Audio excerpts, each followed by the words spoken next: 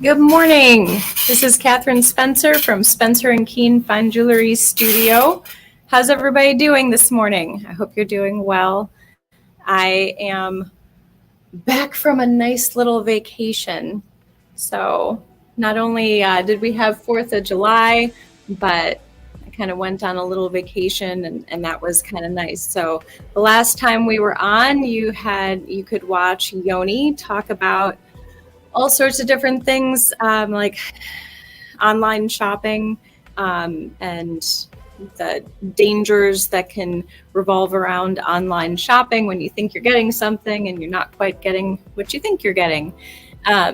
Anyway, so today I'm very excited to be back in the studio, and we'll be starting in just a moment talking about our custom design process and how we design with customers using their gold and customizing a design to suit what they need. So hello again. Hello to Instagram. Hello to Facebook. Hello to Twitter. And hello to Kik. Good to see everybody, and I hope you enjoy today's episode talking about custom design, working with people to use their own gold to create customizable pieces of jewelry to suit exactly what they're looking for.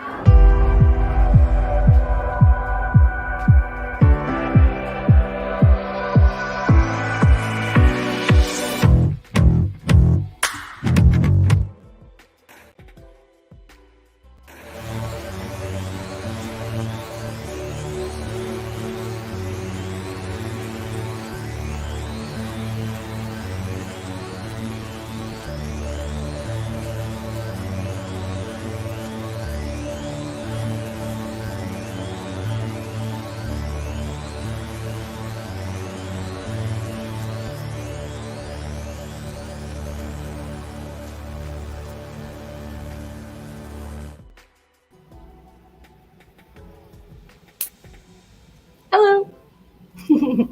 It's Katherine Spencer at Spencer Kuehn Fine Jewelry Studio. Hello, Facebook. Hello, Instagram. Hello, people on Twitter. And hello, people on Kik. Today, I'm going to be talking about our custom design process a little bit, kind of how we work with people to create exactly what they are looking for. Sometimes it's hard to find the exact thing that you want. And what we focus on at Spencer Kuehn is creating true bespoke pieces of jewelry in the full range of price. Some people have the misconception that bespoke jewelry has to be super expensive, that it's only for movie stars, it's only for people who can spend thousands upon thousands of dollars to create exactly what they want. The whole premise of Spencer Kuehn is founded on one-of-a-kind pieces. And we make one-of-a-kind pieces from $100 and up. And so we want to fit your budget, and we want to be able to fit what you're looking to create. And one of the hardest things for most jewelers to do is to figure out what people are actually looking to make. That is my specialty. My specialty, or my superpower, if you will, is being able to talk to people and pull out of their brain, out of their subconscious psyche, the design that they want to create. Sometimes they don't even know what they want to create until we start drawing, or I start asking them, all sorts of questions. And I think this started in my art teaching days. So I used to teach art, kindergarten through 12th grade. I just joke that I'm on sabbatical. Anyway, of course, when you're teaching art, part of the process is getting students to be creative on their own. So part of it is, here's your assignment. We're going to learn about analogous colors. But also part of art is being creative and thinking on your own, and how to get those thoughts out of your head and onto a piece of paper or into a piece of clay or whatever. That's the hard part. So when I work with clients, when I work with customers, I'm always asking loads and loads of questions. Do you like this style? Do you like how this looks? How do you feel about this particular look? Is that what you want? And so, sometimes I can talk with people face to face and I can ask all of those questions, but sometimes it's easiest for people to do their research online. And so there's a couple different ways that you can do that. One way is by just browsing, for example, Pinterest. So if you go to Pinterest, you can look and type in family pendants, since that's what we're going to be making today. You could go to Pinterest, you could, just type in family pendant, and you'll get back all sorts of different designs of family jewelry. And you can look through, and I advise clients to pick their top 3. Pick 3. Here's this one that I really like, and here's why. Here's this one that I really like, and why. And here's a third one that I really like, and here's why. And then we can kind of take those elements that they really like and combine them into a new piece. Another way to do it is that if you're not person to person with me, is through our website. It can give you some different ideas, okay, on our website for customizing pieces of jewelry that already exist. And you can customize them through our website, but if you also pick designs that you like on our website, then you can bring those designs to us and we can either customize them, or in the case of what I'm going to be making today, we can use your own gold to make something that you've already found. So I just wanted to kind of walk you through a little bit of how you can do that. Okay, and so on our website, under the design tab, on our main page, you can either start a design or you can ask a designer. But eventually we want to go to where you can come to customizing a design. Okay, so this is talking a little bit about our process here, asking a designer, choosing a designer, browsing designs. Here's where you can learn about recycling your own gold, okay, and starting a design. It's a little bit about me and John, okay, and at the, you can also fill out, if you kind of know what you're looking for, at the bottom of this page, you can fill out a form that tells us exactly what you're looking for, okay, but if you need a little bit of inspiration, then we have a link that goes to, it's sk-fjs.jewelershowcase.com. Okay, and this is where it brings you to, is Spencer and Kuehn Fine Jewelry Studio, and these are all customizable pieces of jewelry. So we've got rings and pendants and all sorts of things. Under the jewelry tab, since we're talking about family jewelry today, we can go find family jewelry under jewelry. And when you click on it, it brings you to all sorts of different options of ways that you can add gemstones that represent your children or your family, however you want to make your piece of family jewelry. It has all of these are customizable for different numbers of stones and different placement of stones, and you can fill it in with the type of stones that you're looking for and see exactly what the colors look like together. You can figure out the order that you want to put them in. Maybe you don't want to put two colors next to each other that don't look good, or maybe you just want to put them in order. Okay. So that is how you can pick some customizable designs. So in our case, we had a client come to us. He had checked out our website and he picked a design that I will show you this. It looks like this. Okay. And we've got a nice little squiggle pendant, and there's going to be 4 gemstones on it. And so he came in and he said, I found this on your website. I really like it, but I have a bit of a deadline.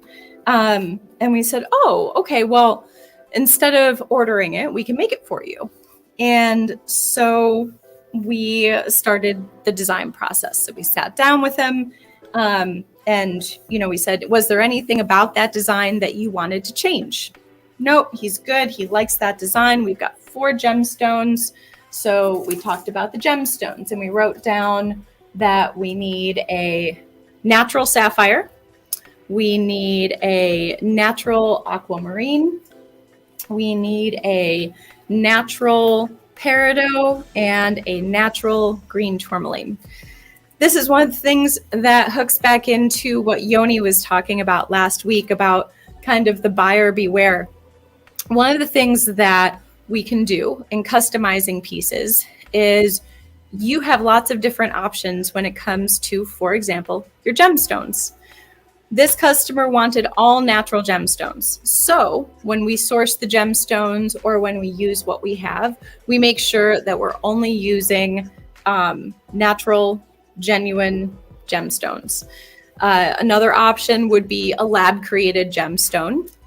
Or a lot of times when people are making family jewelry, they use imitation stones. And so they're the correct color that you're looking for, but they're just basically a piece of glass or a colored cubic zirconia. That is the correct color for the month. For example, July. July is a ruby. And so a imitation stone might just be pink, but it's not a ruby. And it's not a lab created ruby, which is still a ruby, chemically speaking. And it's not a natural ruby, which is dug out of the ground. It's just a pink faceted thing. So anyway, we drew out the design, we figured out the size of his gemstones, and then he said, you know what, I've got some gold. Can we use that gold to make the pendant? And we said, yes, that should be just enough gold to make the pendant that you want. So he has provided this ring for us to use. And so part of the process is also taking that ring and weighing the amount of gold that he has, because sometimes there is extra gold left over. And so we take the gold, we weigh the gold, and after we weigh it, there we go. After we weigh it, we write down all of the information of what we need to know. So I've got 1.68 grams of 14 karat.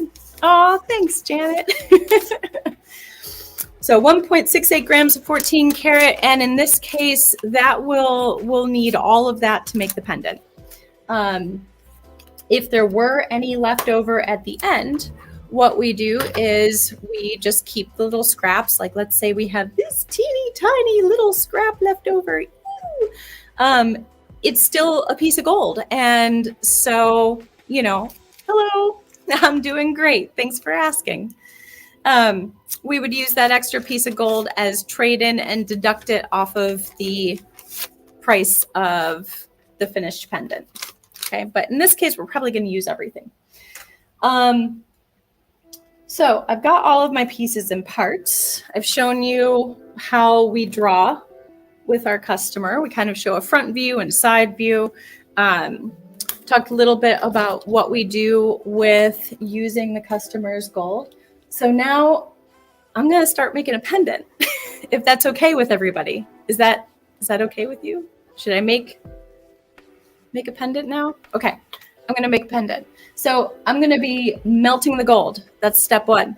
And then I am going to go over to our rolling mill and I'm going to roll the gold into a flat sheet so that I can bend it into our nice little wavy design, because that's what we have. We have a nice little wavy design.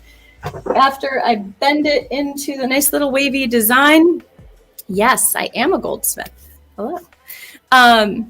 After I bend it into the nice wavy design, then I am going to be attaching on some settings. I have these little tiny settings for the side of the pendant and the bottom of the pendant. So I'm going to do some soldering. And then after that, I am going to hopefully set a sapphire, an aquamarine, a peridot, and a green tourmaline. Yeah, that's the plan. All right. So are there any questions before I begin? Besides, am I a goldsmith? Because I am a goldsmith. That's why my hands are dirty, because I was already working this morning. So, oh, and these glasses are not just a fashion choice. They are also my safety glasses, which, you know, I wear when I need to be safe, but they are also pretty. So, yeah. All right. Well, if there are no other questions at the moment, I'm going to get started on what I'm doing over here and my setup over here. So you can follow me over this direction. All right, so I've got my crucible, I have my ingot maker, and I have my piece of gold here. Oh, where am I? There we are. Okay, got my piece of gold. All right, so that is going to be going into my little melting crucible over here. This is just some flux to keep my metal clean. Not that I have to worry too much about that in this case, because my metal is just a simple band ring.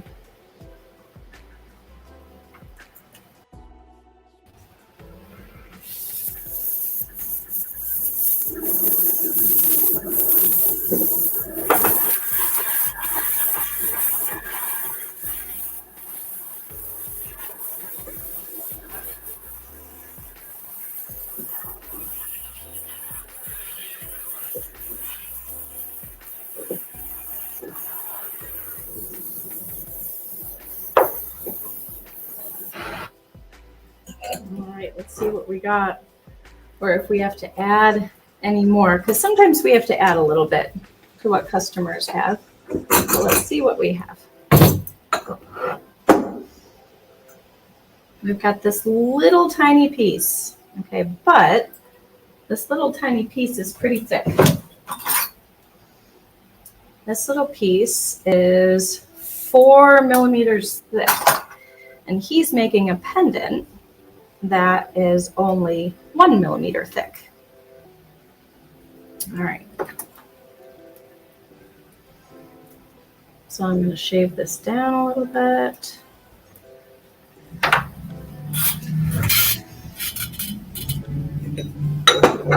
And we'll move these pieces out of the way.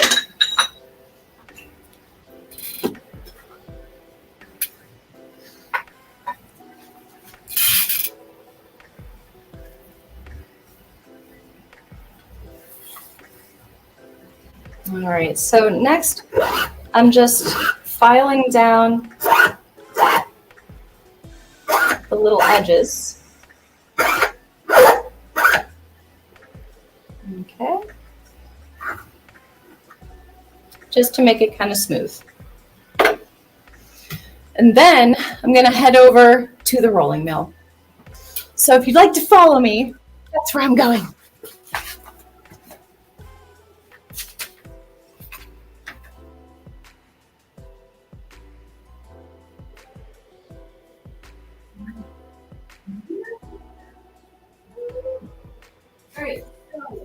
calling you out, and we've got all these different pieces, places in here that will make the metal smaller.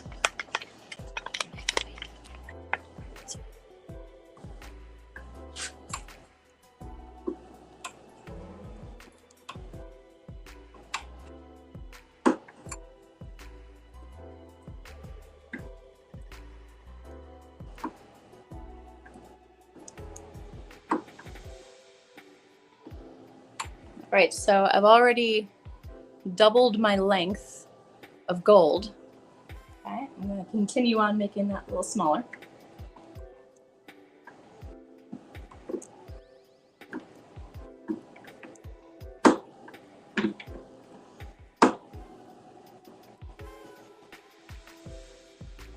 Now I am 4 times the length of what I had.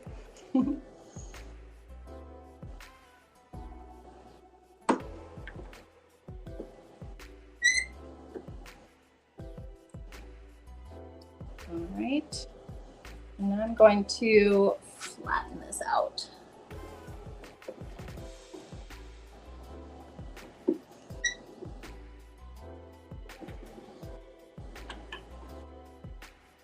Okay, go a little bit more.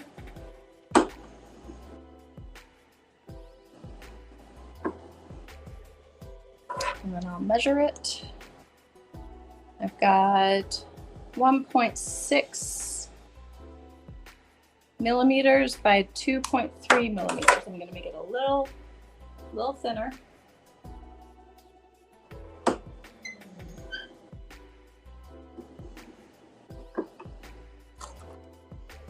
right, I've got 1.4 millimeters by 2.5. Okay, so that should be about right.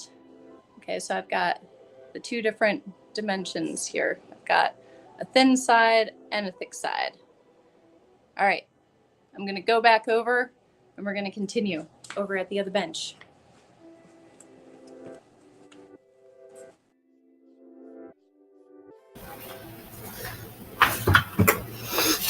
All right, so I've rolled the metal.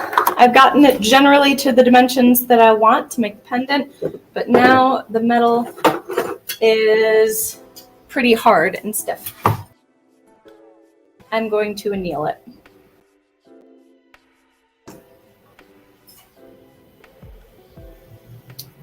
So I'm going to use a flame that's a little bit bigger of a flame.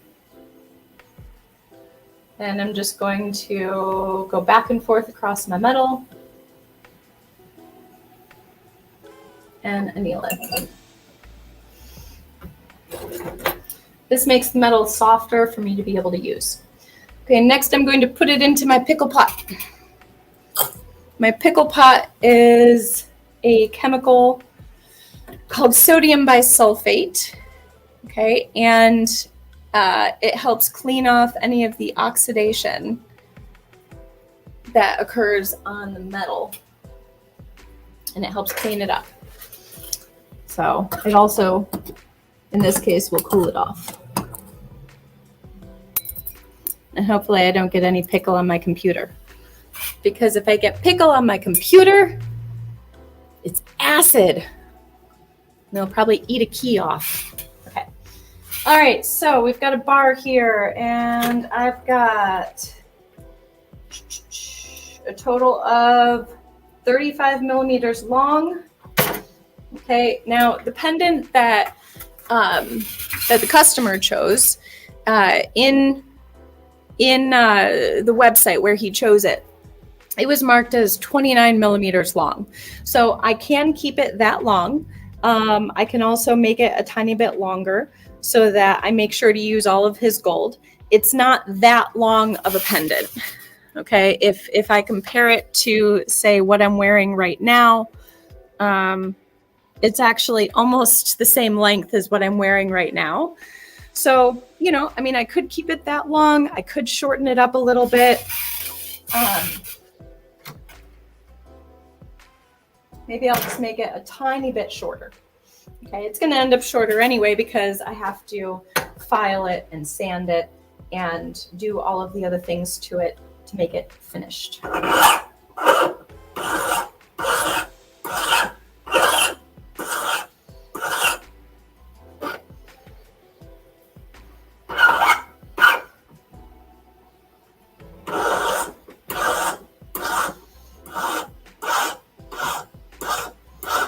Oh, and I think I had a question about how is my camera automatically switching? I have a whole crew of people who are helping me. So it's not automatically switching. I've got Charlotte over here and she's helping me. And I have another behind the scenes lady helping me out. So yes, it is not magic. It is just people helping out. So thank you to all of those people who are helping out. Because otherwise, you guys would not be able to see everything that I am doing. Because believe it or not, I don't sit in this chair all day. I mean, sometimes I do. Okay, anyway, so back to our design. What I do very often when I have a drawing is I draw the drawing to size, meaning that the exact size of what I draw is what it should generally turn out to be. So I've got my drawing down here in my book, okay, and I've got my piece of gold, okay, and there we go. I've got my width, okay, I've got my length.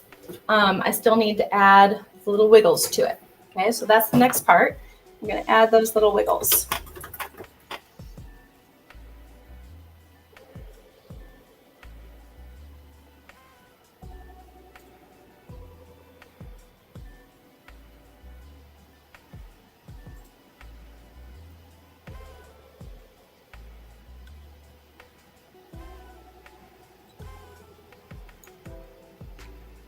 So right now I'm using, this is just, it's a ring bending tool, but it can be used to bend metal that is not being made into a ring also. Doesn't just have to be for rings. Okay, and so that was this tool. And it's got these fun little mouth jaws. Okay.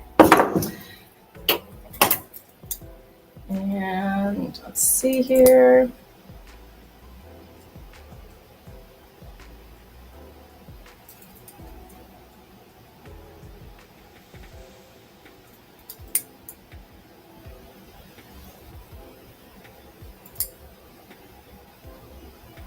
You kind of have to switch back and forth with these half round pliers to get the shape that I want. Okay, which I can always compare with the shape that I've drawn. Okay, and then I can decide if I want to bend things a little bit more or a little bit less.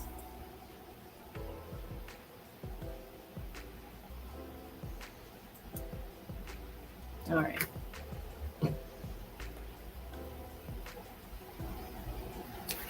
So if I compare that to my drawing, now I've got my squiggle.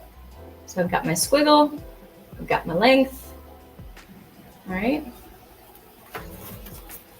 And we'll put that aside. Thanks. Yeah, it is pretty cool. All right, now I'm also going to make sure that this is flat. So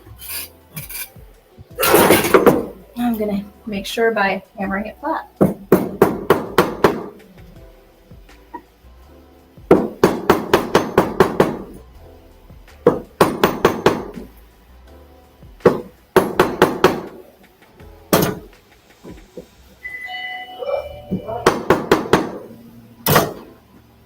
All right. So Next up, I'm just going to clean my metal up a little bit, because when you go to solder, you want to make sure that your metal is nice and clean. If it's not clean, then you do not get a good bond with the solder.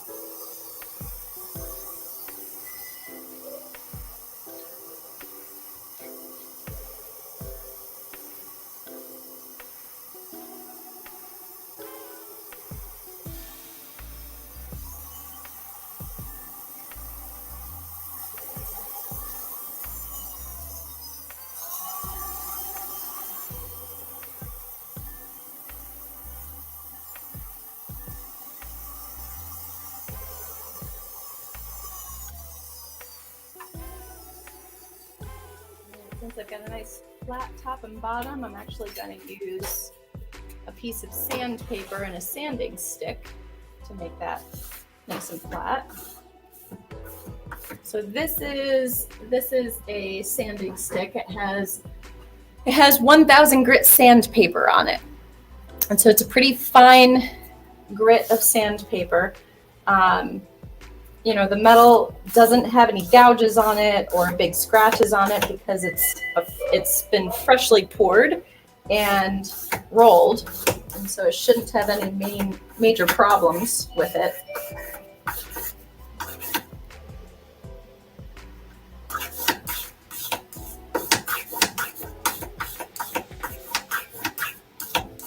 All right.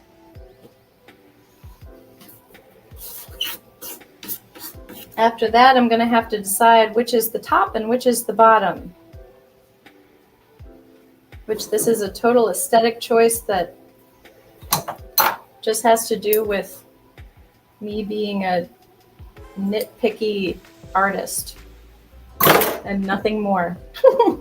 Because I'm pretty sure that the squiggle is the same from top to bottom, but that's okay. Okay, I'm going to decide that this is the top arbitrarily for no reason at all. Actually, there is a reason. This top area is ever so slightly, it looks a tiny bit wider to me. And so there's like this teeny tiny taper from top to bottom. So I'm going to pretend that that's the top. So to make this into a pendant slide, then I need to add a hole in the top here. I can never figure out where my camera is here. I think my camera, is it right there? Is it over here? Okay, here. No, right there. Okay, right there. I know, it's awful. I can't see anything. Okay. Anyway, I'm going to put the hole at the top of the pendant.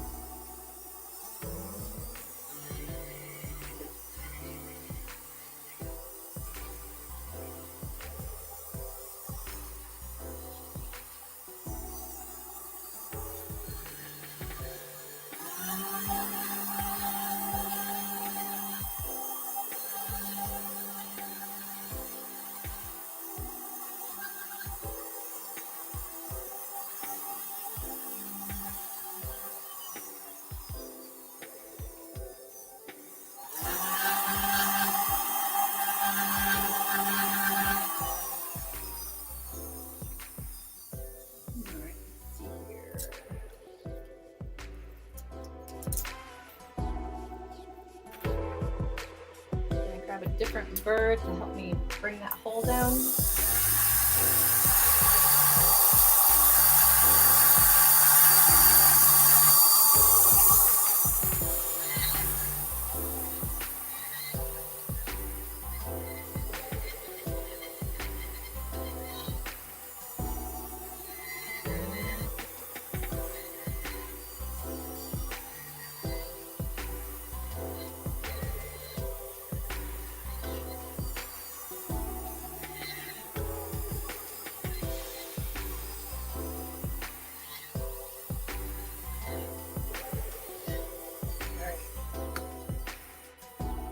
So the hole on the top of the pendant is now large enough to be able to get the end of a chain through it. Let's see if I have a little piece of chain. I mean, it definitely fits a chain, but the thing you want to make sure of with a slide is just that you can fit the end jump ring through it also. So that's important.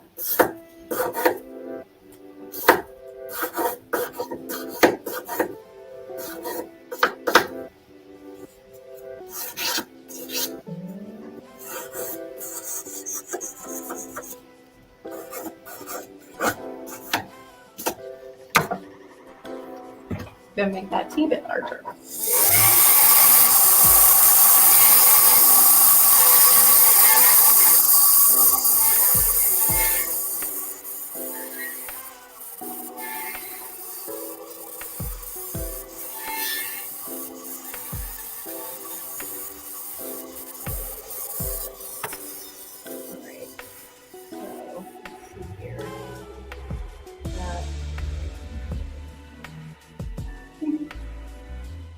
A little hole now. There we go. Got the hole in it. Okay, so the next part of this pendant is adding gemstones. Okay, so I kind of shown you at the beginning of the video that I have these little settings. Okay, and so we're going to be adding these little settings to the bottom of the pendant and the sides. So we'll check back with our design and let's make sure that we're putting them in the right places. So we've got one at the bottom and then inside of each one of the bends. All right, so to make sure that these are going to fit, we're going to make sure that it's going to fit the contour of what we have. So the bottom of the pendant is flat. We're going to make sure that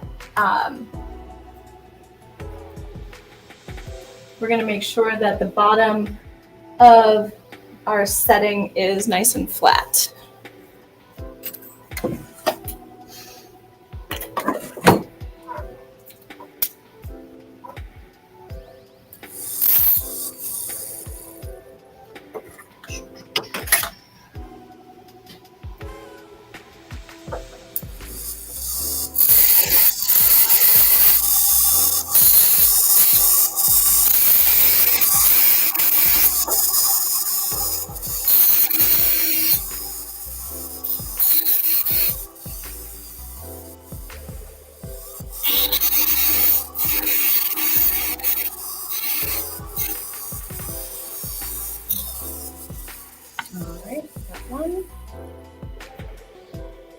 Let's make sure that the bottom of this setting is also nice and flat. It'll make it a lot easier for soldering. All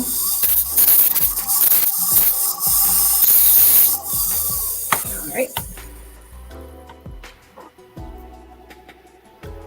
So that guy's going on the bottom. Number 2.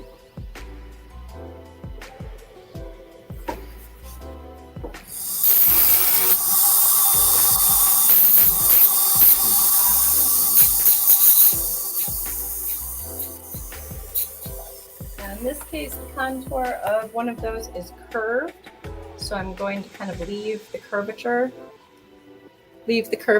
of the setting itself.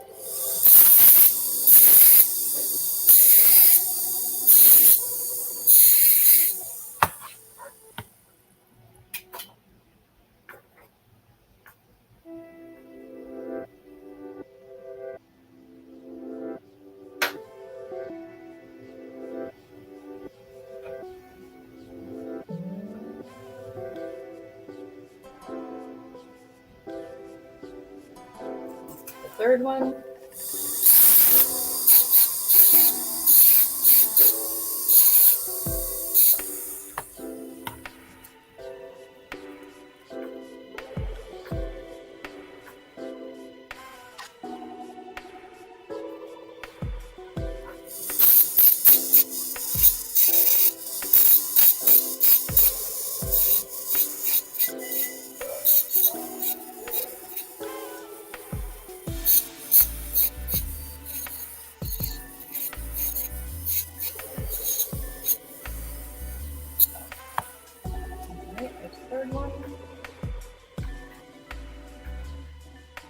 Okay, and now the last one, unfortunately, where we get some of our parts from, they have sent me a setting that is smaller than what I ordered. And so even though it was in the same order, they sent me one that is too small. So I'm not going to use that one because, you know, as people should be doing, there should be a quality check when it comes to you know, making sure that we're making the right design. So in this case, you know, okay, I've got this part and it's the wrong size. Okay, if I measure it, instead of for a 3mm stone, this one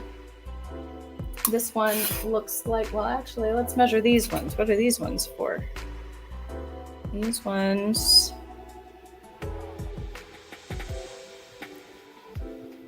So actually what it looks like they did is they sent me 3 wrong ones and 1 right one. Because these are measuring for 3.5mm stones. And then there is this one, which is for a 3mm stone. So we've got a couple different choices here. We can, and let's see what our stones look like in these settings. Let's just see here.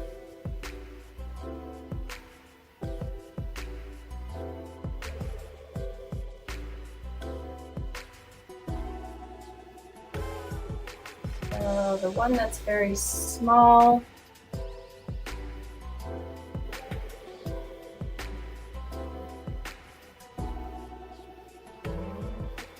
so the problem with the bigger ones is that the gold edge is going to stick out around the stone. Okay, and that's not a real good look. I mean, unless that's what you want, but in this case, we want the gemstone to stand out. All right, so we're going to make sure that we don't use parts and pieces that are not meant for what we're doing. So in this case, since we have 3 that are too big and 1 that is the correct size, I can actually cut these settings down to accommodate the right size.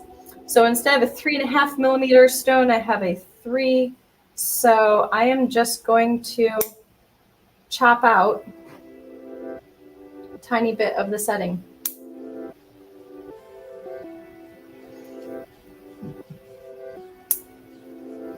And squeeze it down.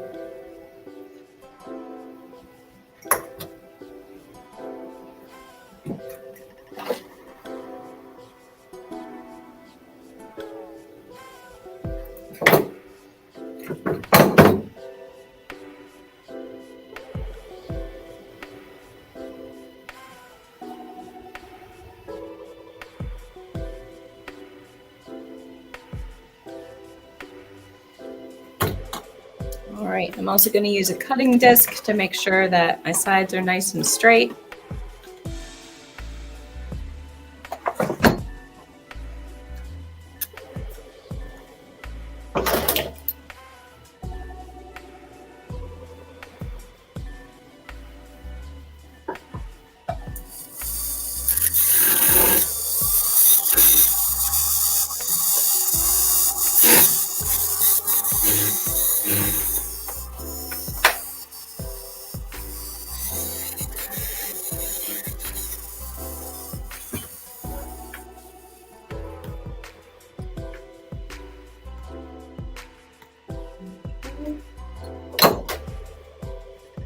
measure this. I still have 3.3, so we're going to take a little bit more down.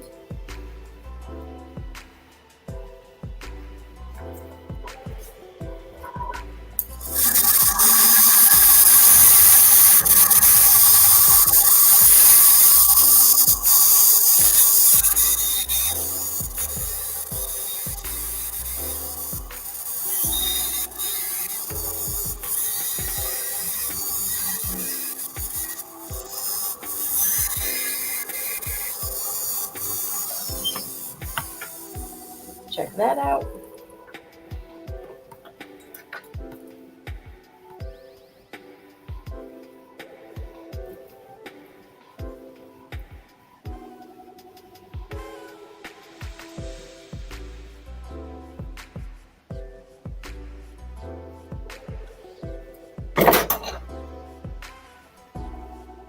There we go.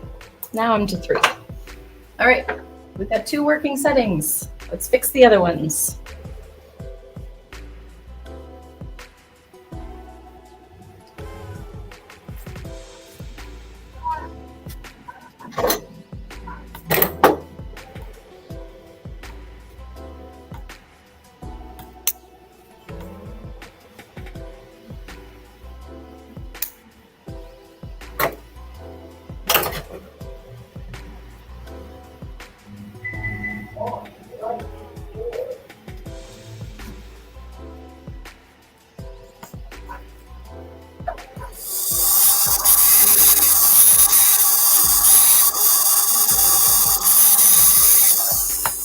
Okay, so I'll squeeze that smaller, see what we've got.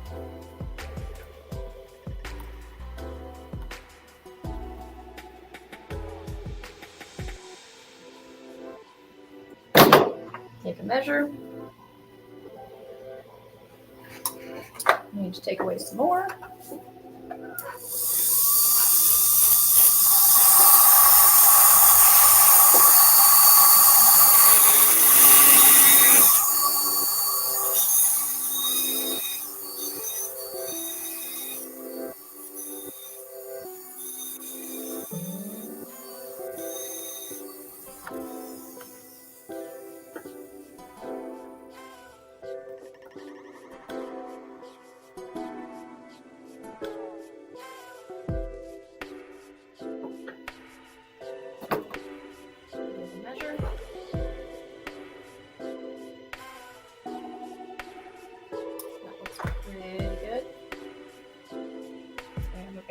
One.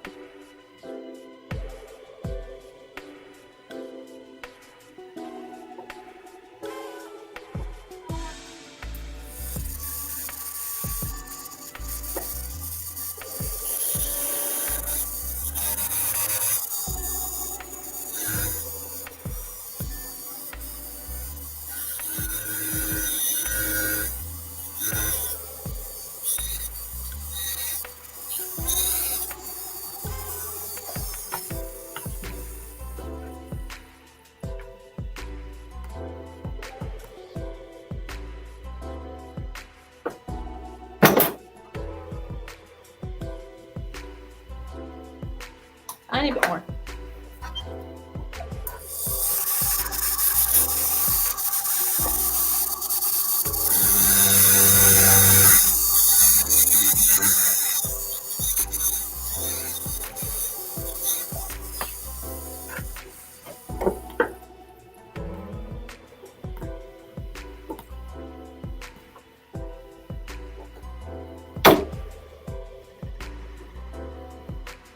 Perfect. Great. Now we have 4 settings that are the correct size.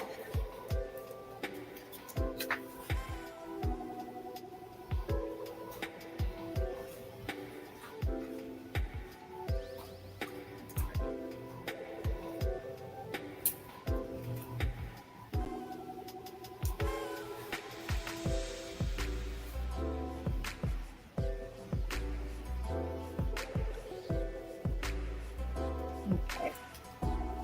I don't know why that's not showing at the bench. But that's okay. We'll do this from over here.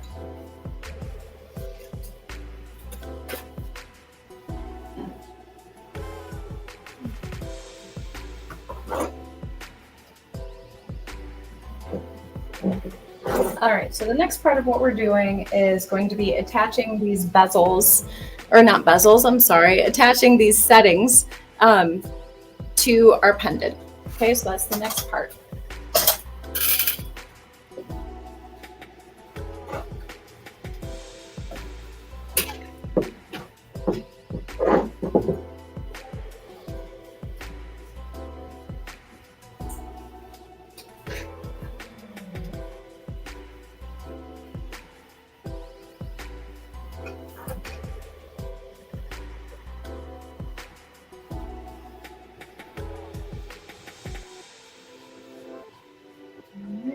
We'll find our one that we made flat.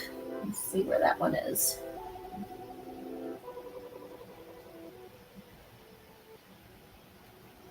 Oh, we made none of them flat because we had to cut them all. We'll make this one flat.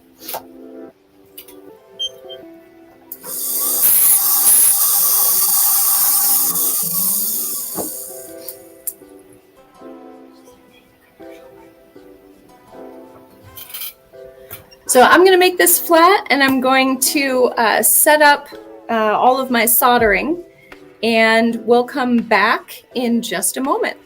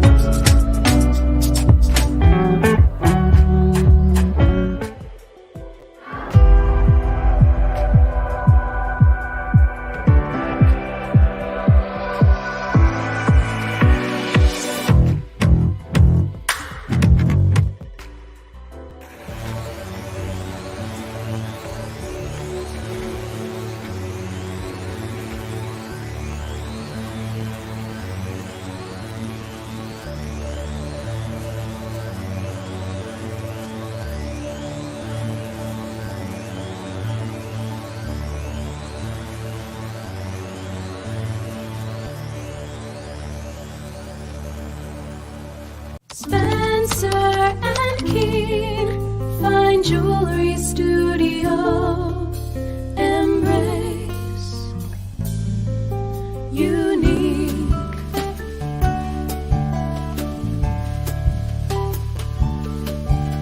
Spencer and Kuehn, Fine Jewelry Studio, embrace unique.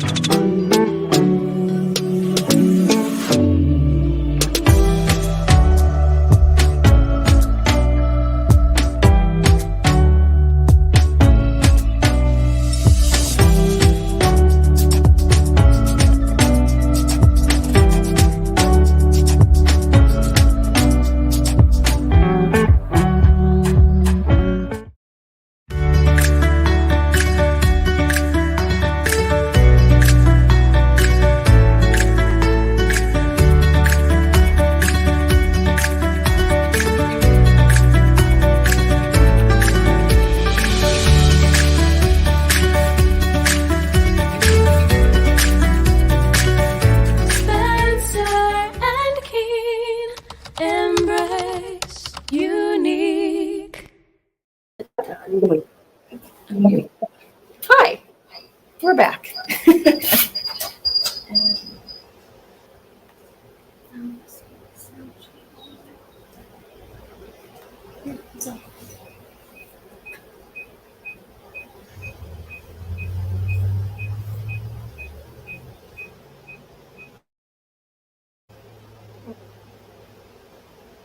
Okay. All right, so we took a break for a second. I think that one has to be muted, and you just go into the computer one.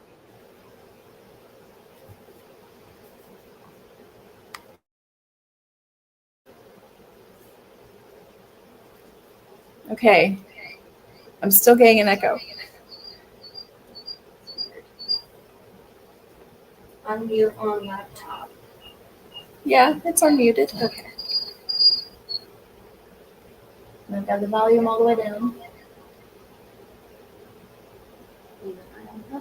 I don't know. I think you guys need to turn the volume off on the computer. It is off.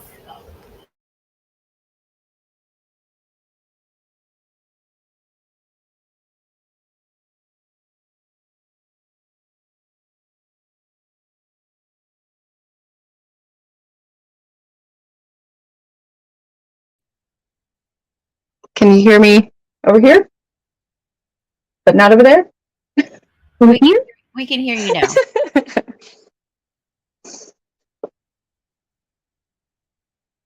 Okay. I think we're maybe good now. Are we good? We're good. Okay, cool. All right. So while we were on the break, I also used our laser welder to tack the settings in place on the pendant. It makes it a lot easier for soldering the things in place that are teeny tiny parts. There's lots of different ways to do it, but what we usually do is use the laser welder, and all it does is make a very small bond that is not, in this case, it's just one little tack. So it's not really a permanent bond. I could break the things off very easily, but it will stay together for me to do soldering. All right, so this next part, I am still going to hold it in place. All right, and I'm going to add the flux, clean up a little bit.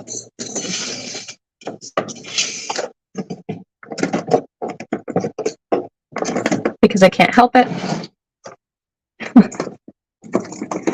All right, and then I'm going to find the correct solder for what I am working on. So I am going to use 14 karat yellow, and I'm just going to use medium. I've got hard, medium, and easy, and those are just three different temperatures of solder.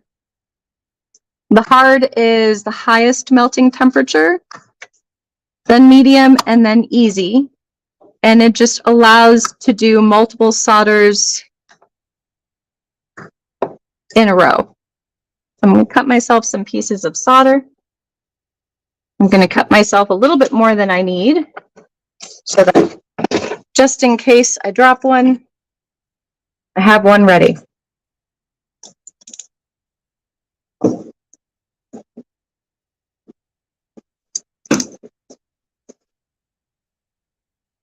All right, this time I'm going to use a tight little flame. And I'm going to start heating up my piece. And grab my solder.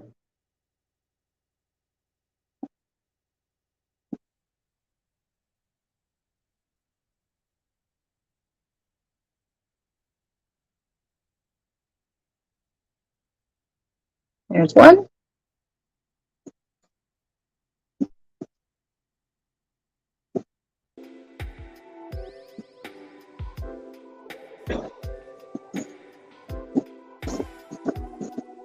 Two.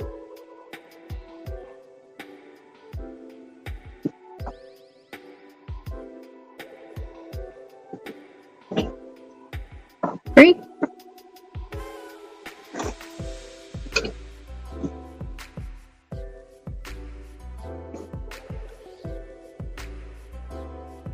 And 4. I'm going to flip it over to make sure that my solder went all the way to the back.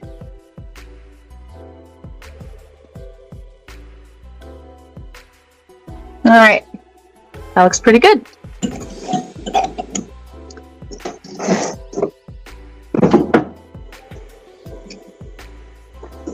All right, so I've got all of my settings attached onto my pendant.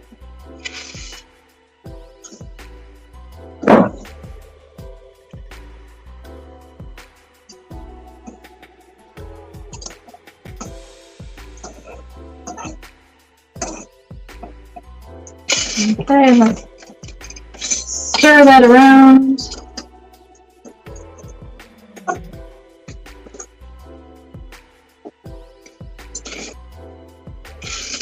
Okay, and I'll give you a little bit of a close-up. We've got all of the pendant settings on there now. All right, so our next step is we're going to clean it up a little bit.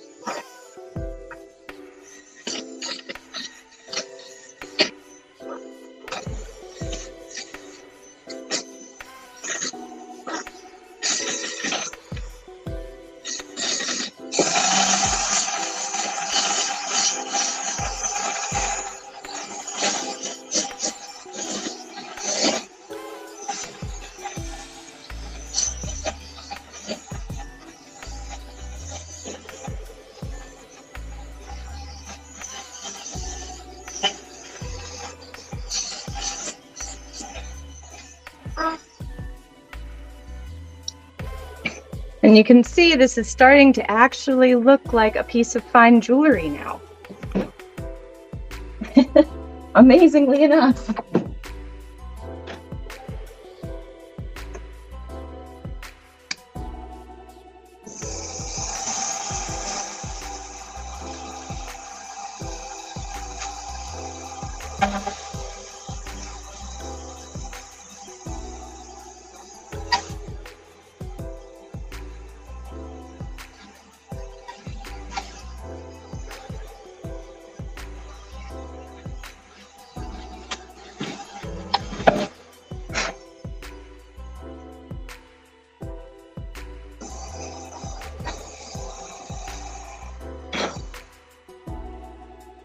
All right, so we've got our pendant basically cleaned up. Okay, we've got most any of the extra solder cleaned up. We've got our pendant in its basic form. Okay, and so at this point, we could actually set a couple stones. And what I'm going to do is I'm just going to set one of the stones while we're here on the live, and then I'll follow it up with just a picture of the finished pendant at the end at some other date. Okay, so the other part of what I need to check on is let's make sure that I put my gemstones in the right order. So, because that is something that people are usually particular about. And so I'm going to check all of the notes that I have. And I see I've got 2 different places that the gemstones are written down. And so I'm going to say that if they match, that's the order I'm going to put them in. So from top to bottom, I've got the aquamarine, the peridot, the green tourmaline with sapphire at the bottom. All right. And I've got that on my sales ticket. I also have that on the notes. So I've double checked in multiple places. I'm going to say that is the way that it needs to be. that I think that makes sense, right? Okay. Now, if it's not that way, you know, it's still not that big of a deal. If the customer says, if the client says, oh my gosh, they're set in the wrong order, we can always unset the stones and then we can reset them in the correct order. But I'm going to say I've got it written down in 2 different places that that's the order. So I'm going to give that the go ahead. All right, so the next part is setting 1 stone. We're going to set 1 stone and we're going to set the sapphire. All right, and the sapphire was supposed to go at the bottom. So let's measure our sapphire. I've got a 3 millimeter nice Ceylon blue sapphire that we're going to be setting in the very bottom of the pendant. And so then I'm going to find a burr that is a 3 millimeter burr for setting. All right, so I've got my caliper here and I'm showing a 3 millimeter burr. And so that looks like it's good. I'm going to go ahead and use that one. Now in this case, I'm setting the stone into 1 prong, but then also using the bar of the pendant itself to create the other part of the setting. So I'm going to start by burring into the bar itself.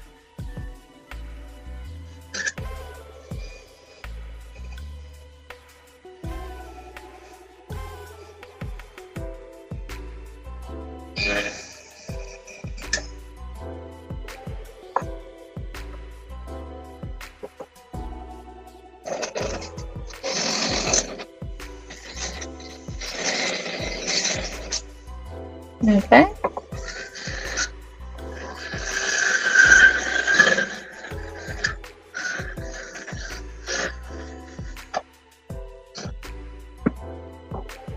Go on my seat, brush it out, and see how my stone fits.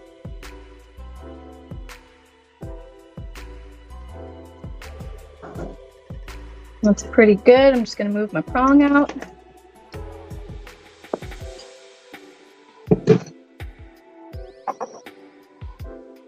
And then I'm going to clean up on the prong a little bit.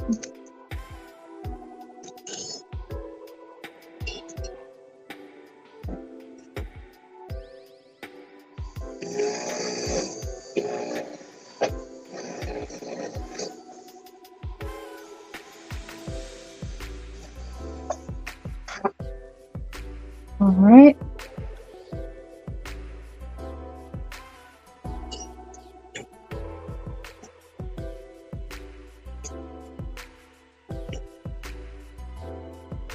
There we go. All right, that looks like it fits pretty nicely in there. I'm going to find, this will help me bend my prong over.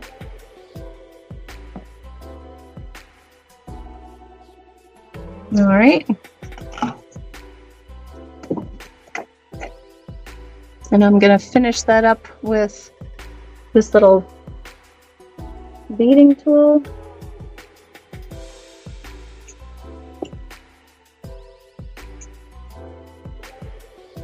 Make sure my sapphire isn't wiggly.